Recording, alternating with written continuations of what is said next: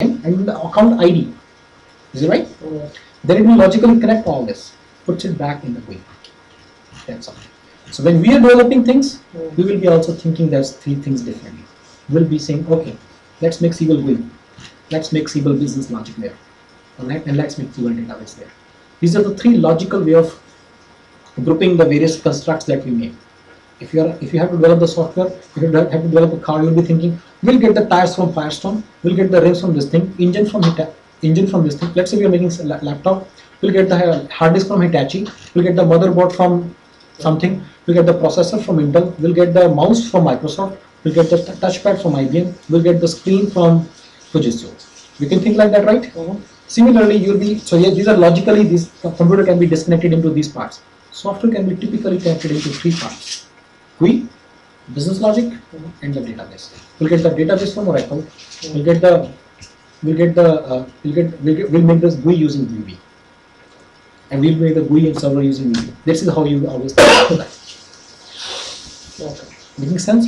So when you're designing the project, making the project plan, you'll be thinking who will design the GUI, who will make the business components, and who will make this thing, who will make the data model. Okay? So I've given you a rough idea. Things are out of place from reality, a little bit out of place. It's not exactly that the way it works, but I get you a very good basic idea about how the things work. And now you pretty much know what GUI means, right? The idea, this is the portion where the data gets combined. He's saying all this data which gets combined, it basically is stored in tables and columns. We'll now see how this is stored. We have already covered most of the slides, let me tell you, in our discussion. Okay. You know, I went with your flow rather than with the flow of this guy. You ask questions, I have told you the answers. Okay, so that was rather better than just trying to go through each and every slide. He says that data model for vertical applications is different. Vertical applications means like industry-specific applications like Siebel e-pharma, Siebel e-financial, Siebel e-retail. So he says that the data models for everybody is a little bit different. I will tell you where to go to see the data model for things. Common tables and their columns I will let you know beforehand. Let's say you're going to go work in Siebel e-financials, I'll let you know the common tables and columns there. You guys will be knowing before you go. Okay? You don't need to cram all 2000 tables. I've never even seen some of them. Okay, personally. So you don't need to do all that, but you need to understand how these tables get connected. That's what we will study. We already did a lot of it. Okay?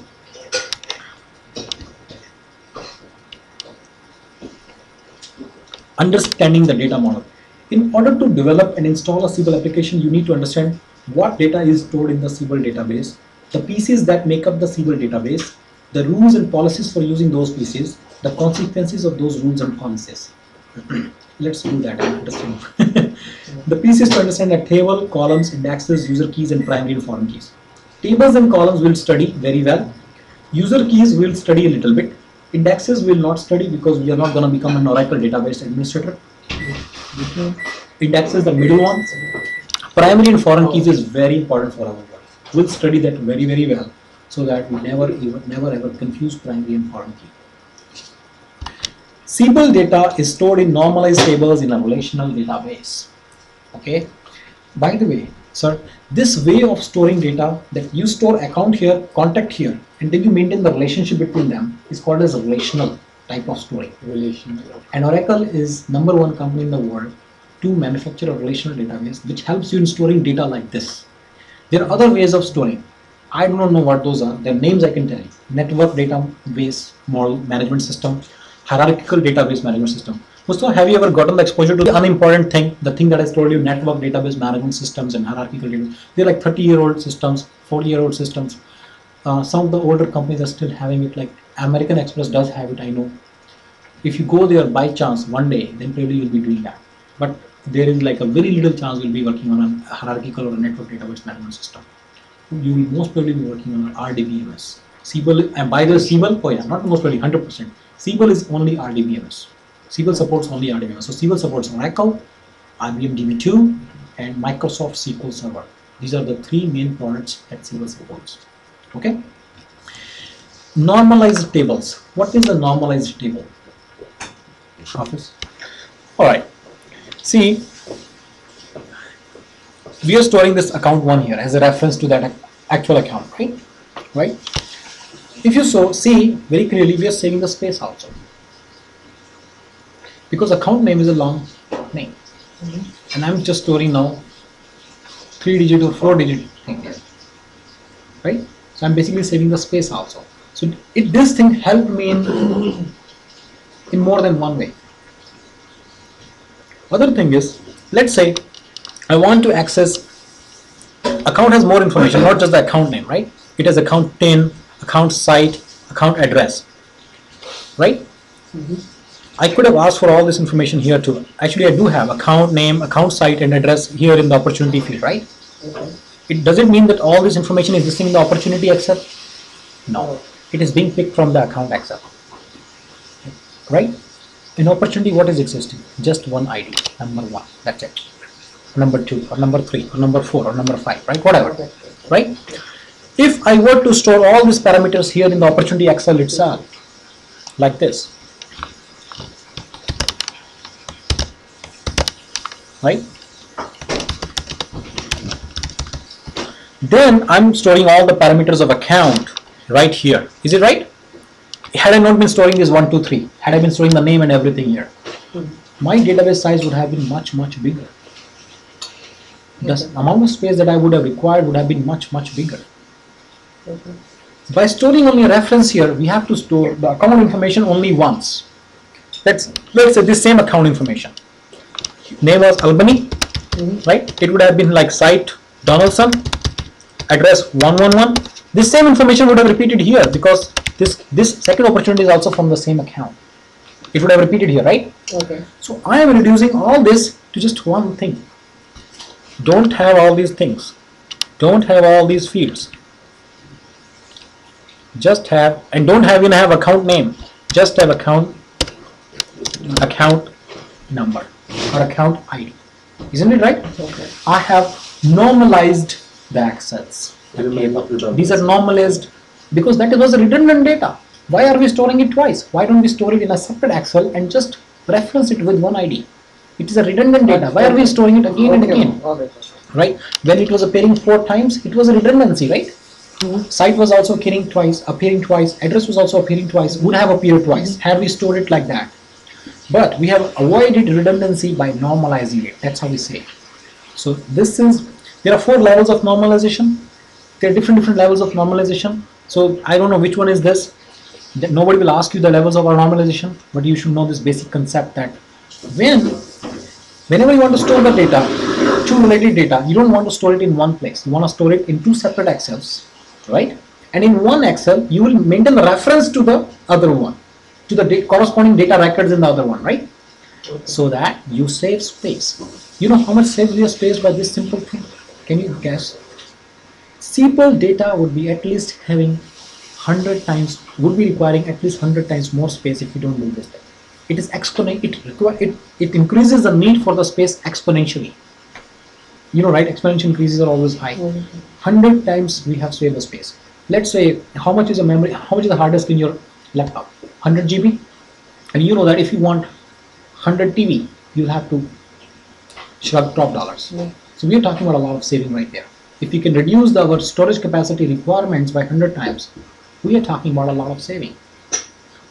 Is it right? Plus a lot of less error also. Let's say somebody wants to change the name of account, right? It can happen, right? If I want to change the name of the account now, I don't have to go to otherwise I have to go to all these opportunities and change the name in all these opportunities. Albany General Hospital is now Albany General Hospital Inc. Ting, ting, ting, ting. All those 2000 records, 2000 opportunities which are having Albany General Hospital as their account have to be updated. But now by maintaining a reference, I have to update it only in the account Excel, where it appears only once. Is it right? Only in this Excel. I just change it here. Ink. Done. Now engine will not make a mistake. Engine will now not make a mistake. It will go from 1. It will know wherever 1 appears. It knows this is the account he's talking about, and the new name is changed already there. So it will not make an error now. But the number will not change. It's there. Next number will remain, because number will remain the same. ID remains the same. ID will remain the same. Yes. Right. So let's say somebody mistypes John one day, Jon. Next day he realizes it is John. He's already entered opportunities with this John. Do you think he needs to go back and change all those opportunities? No. He just goes to the contact and changes it and have the peace of mind. Rest assured, everything has been taken care of because of the fact that Everything is being automated. yes, data model has been designed like this. It does not. The data model is designed like this. It does not maintain the John in opportunity and the fresh and other tables or in the invoice table. It is just maintaining it in contact table. Once he changes it in the contact Excel, it gets taken care of automatically in the rest of the places. Because the rest of the places have the reference using a ID. Okay, making sense? That's the whole funda behind RDBMS theory. That we reduce the need for the space by normalizing the data. We reduce the need for the processing also. Once we are entering the data, we don't need to store it at 20 places. We just need to store it at one place. So we are reducing the processing that we need, right? Right? By the way, your processing requirements have been reduced exponentially too. How many processors do you have? One, right? If you want to have hundreds of processors, do you think it will cost you a little bit? No, It will be quite high. So if you reduce the processing requirements also, you're talking about a lot of saving. Obviously, once your data size is reduced, you don't need much processing. But in this context, we can clearly see to store data is one thing, you need the space. To store data at every place, you need to make 100 times same thing. Right? If we reduce that, we are doing a lot of work. We're saving a lot of work. So all these things are happening because of the fact that relational database is a normalized. SQL database, SQL data schema, table and column structure is a normalized schema. Each table has multiple columns storing single value data. You all know that. I think that is the same way we do in Excel also. Each Excel sheet has multiple columns, right? Storing single value data, right? Right? Or do you put the site and description right here in this same field? No, we want to put description in a different field and site in a different field. Is it right? So that's what he's trying to say in English. Poor job. He's doing a poor job. He's confusing everybody, right? Each table has multiple columns storing single value data. Okay. Okay. Right. He wants to store revenue and probability. He will be basically is trying to say there will be a separate column for that. Revenue and probability will not be in one column. Okay. That's what you will do also, right? Yeah. So that's what he's saying. SQL does that way only. Okay. Data schema is organized to eliminate repeated storage of data. That I already explained to you. Repeated storage of data has been eliminated, right? Account will be stored only once. Yes, once, right? Let's say person. This is a methodology that is used for that opportunity, right? Let's say for a particular opportunity, I am the sales rep. I am using 3 sales methodologies.